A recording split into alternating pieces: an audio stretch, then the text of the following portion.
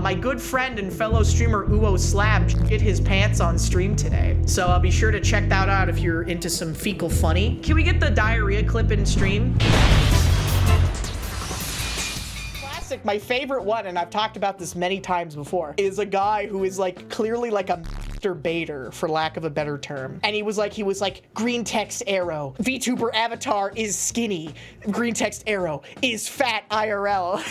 And then like he replied to every comment. This got like 80,000 likes or something. And the one reply that always sticks in my head that lets me know that this guy is actually just trolling and doing a great job of it is that someone replied and they were like, oh, so do you think that every VTuber should have a fat avatar if they're fat IRL? And then he said, yes, because then that means that I can jack off to them more.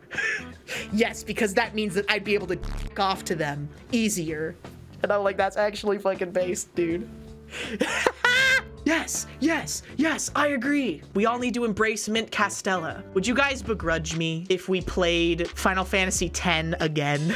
If I just did a marathon stream where I played Final Fantasy X again? How many times would this be? On stream, I've only beaten it once before, and that was like 2 years ago. Only if you dodge the lightning again. Oh, I remember the pit, brother. I can dodge 200 lightning bolts in a row, easy peasy. 196. 197. 198. 199. 200. I did it! Moon and stars! I got the Venus sigil! Oh god, I'm sweating. I'm sweating. I'm sweating. I'm so hot. I gotta take my f***ing shirt off. Dude, it's so hot! Holy shit! Here's some Dunkey Donuts. You deserve it. Holy shit.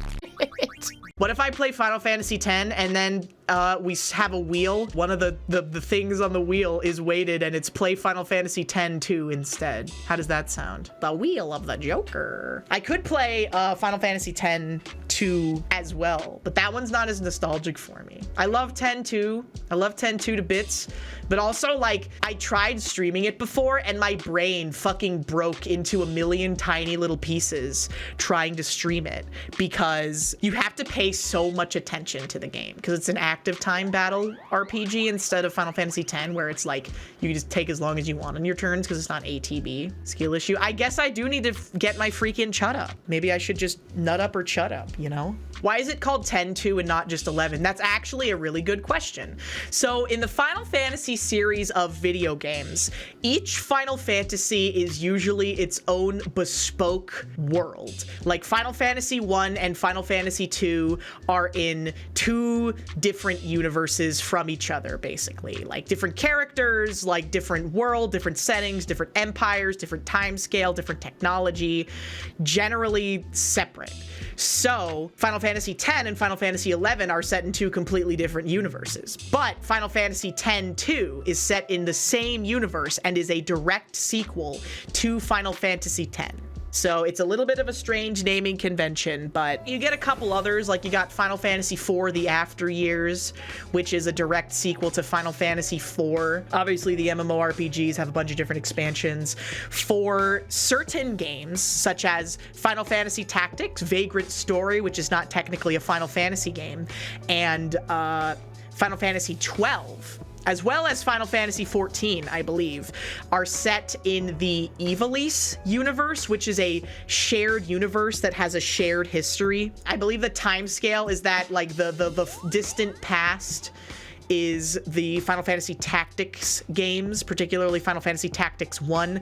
Final Fantasy Tactics 2 is set in a alternate universe. I don't know if it's set on real Earth, and the concept is that all of the characters get sucked into a storybook that is Ivalice, right? That's the setting from Final Fantasy Tactics, the first one, right? And then Final Fantasy XII is much later along in the time scale, but still in the same universe. Where is Stranger of Paradise? Stranger of Paradise is like a alternate reality spin-off alt-world history where all histories are converging because it's like a an experiment, like a scientific experiment being conducted by like a future civilization, like putting people's memories like back in the past to play the shitty game that sucks ass. It's strange. I'm not really, you know, that's probably why they called it that. That's why they probably called it Stranger of Paradise, because it's quite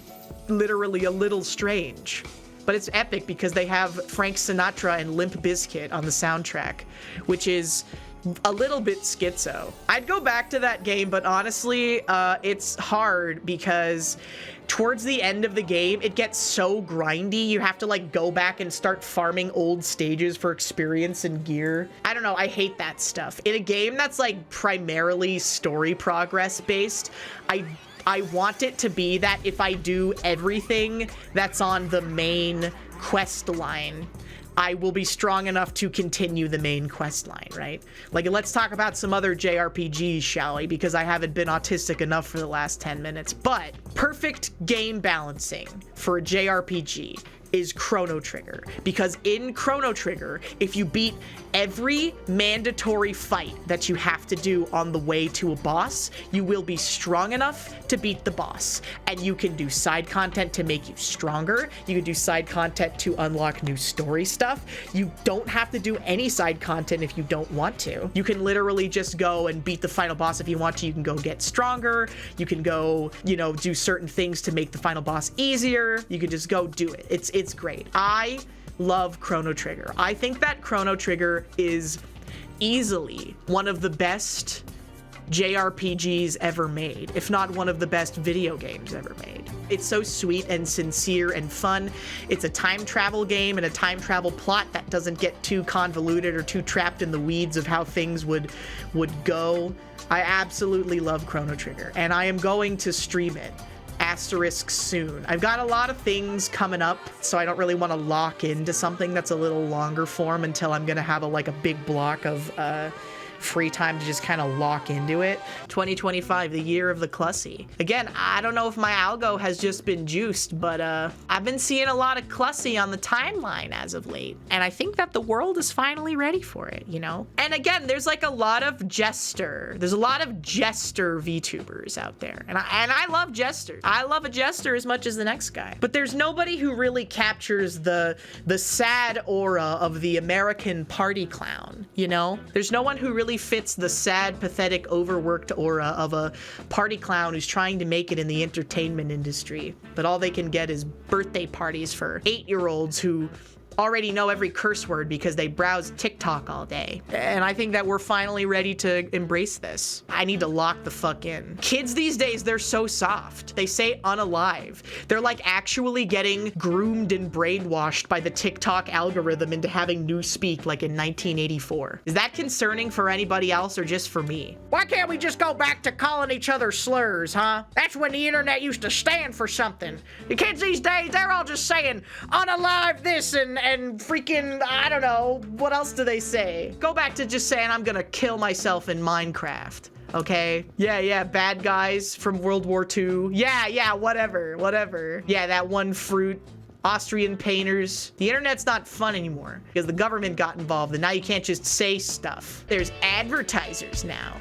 They gotta sell you fucking ExxonMobil petrol. You're not allowed to talk about Roblox or Minecraft at all. Although I will say that like having heavy chat filters on websites specifically designed for kids, probably actually for the best, because I think that maybe I'm ruined forever because of the things that I saw on like pre-moderation Neopets, pre-moderation Gaia Online, and pre-moderation Club Penguin. I definitely think that I'm different and not in a good way. There's something untouchable and unfixable about my soul. I never get to see the light of heaven unless I can get Master 1 in Mahjong Soul, because then I'll get a guaranteed spot in Chinese heaven. No, it's really nice. I just wasn't expecting it to be Chinese is all.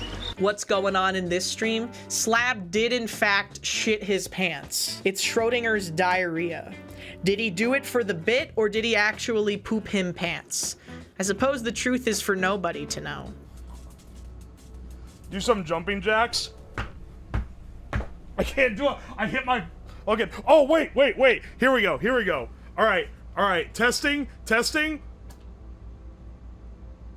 I just shit my pants. Motherfucking.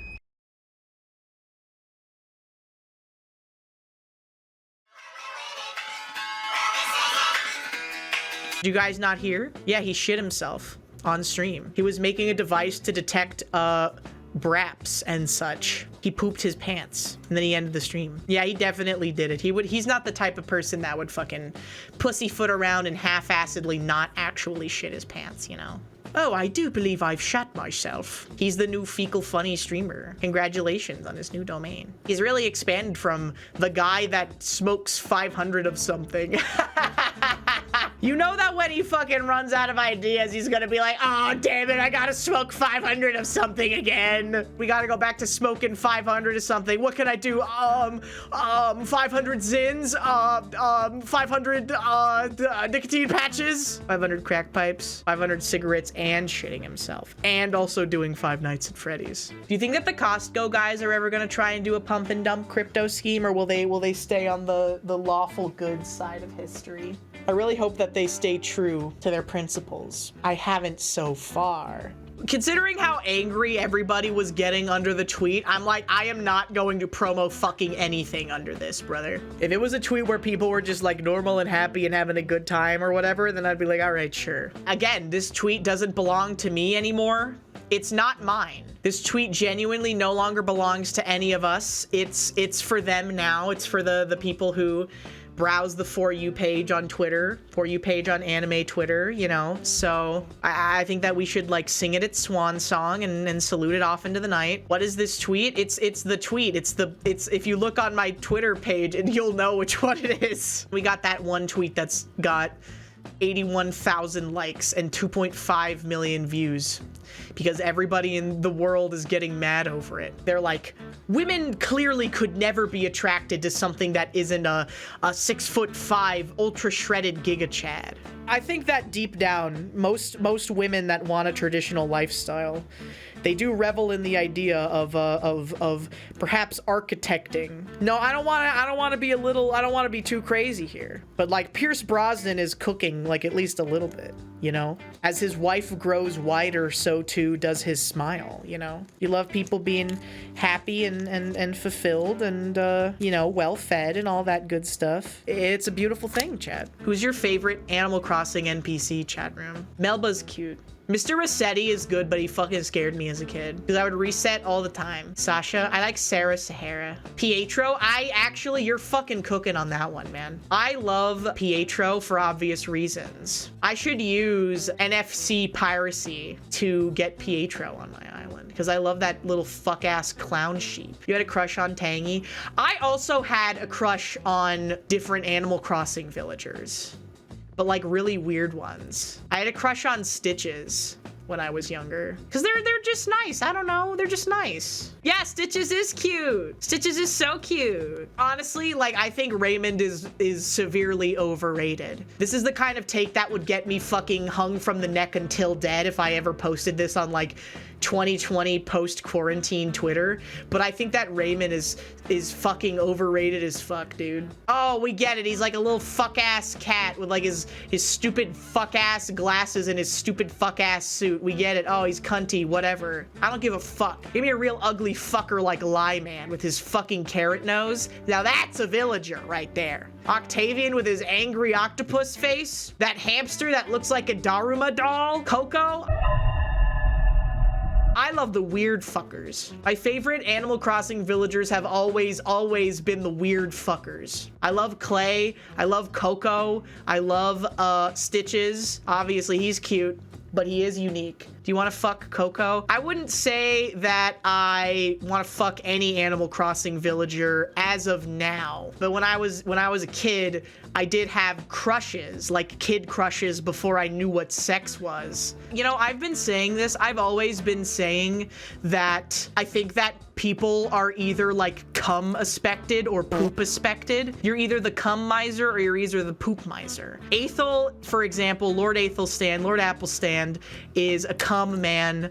Nyanners is a poop woman. Jabroni Mike, genuinely, I think that he kind of straddles the line because he's both a cum man and also a poop guy. He's a multi-classer, you know?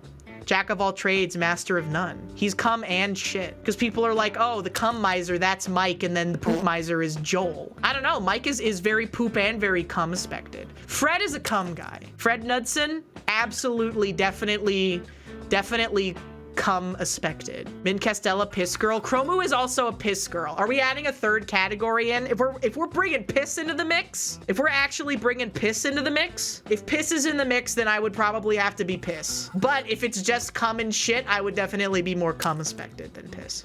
Or I mean shit. I don't know. I'm not a brap hog. I'm not as much of a brap hog as I could be. My good friend and fellow streamer Uwo Slab shit his pants on stream today. So be sure to check that out if you're into some fecal funny. Can we get the diarrhea clip in stream? Here we go. All right. Testing. I just shit my pants. Uwo did what? Yeah, he pooped he pants. We'll pin that one. We'll pin that one for the Raiders just so you don't miss it.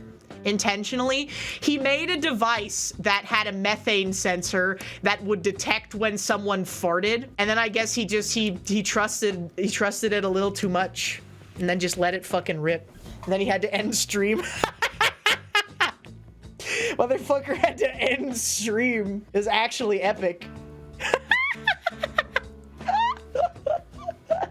Actually fucking awesome. But yeah, no, be sure to check out Uwo Slab if you want to see someone poop his pants. Guys, what's your ideal movie theater setup? I think there's a couple for me. Like if I got food before I went to the movies, or I already had like a meal that day, or I was gonna get food after going to the movies, it changes very differently. If I'm not like hungry, then you gotta get at least a popcorn. You know what my favorite movie theater candies are? Are Nerds gummy clusters. Those ones are like a newer candy, but they're actually kind of fucking goated. Nerds gummy clusters are actually maybe one of the best candies to be released in the last like 5 to 10 years. I love the Sour Patch watermelons, but almost everyone who I go to the movies with, I'm pretty sure Mari fucking hates them. Either that or she's never expressed an interest in them. Because usually when we go together, we get Nerds gummy clusters and a popcorn. And then we share like a blue raspberry icy is usually what we do when I go with her. If I'm going by myself, I will get a popcorn and those watermelons or Bunch of Crunch if I want chocolate, and a Coca-Cola icy, because a Coca-Cola is the best icy flavor. I don't know. When I was a kid, cherry was my favorite flavor, but my favorite now as a refined adult with a refined palate has to be the Coca-Cola flavored icy. Actually delicious. Dr. Pepper is great too. They should make a Dr. Pepper icy. I don't even know who would do it, because like, isn't Icy owned by Coca-Cola? I think Icy is owned by Coca-Cola, and then like Pepsi slushies literally are only sold at Regal movie theaters. I have never seen a Pepsi slushie anywhere besides a Regal movie theater. And Dr. Pepper is its own mysterious third brand. So then like maybe 7-Eleven, they should have them at the movie theater though. RC Cola, I always assumed was like the fancy person cola. And there's 2 reasons for this. Number 1 is because the only place that had RC Cola when I was a kid was like a fancy seafood restaurant, or what I thought was a fancy seafood restaurant, because they had RC Cola.